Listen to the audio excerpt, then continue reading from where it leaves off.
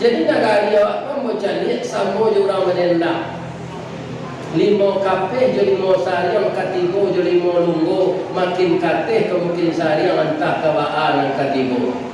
Payung kumbuh koto suliki, koto nampek di tapi buki, kasuk koto nanggadang tampak nangari yang bunga sago. Ba'a kola lain nagari kami kini, makin diubek makin sakit, tawa terserak biso nandatang, dukun mau bek larang mampulo. Awak akan ngadu letak, kecuali kalau ada.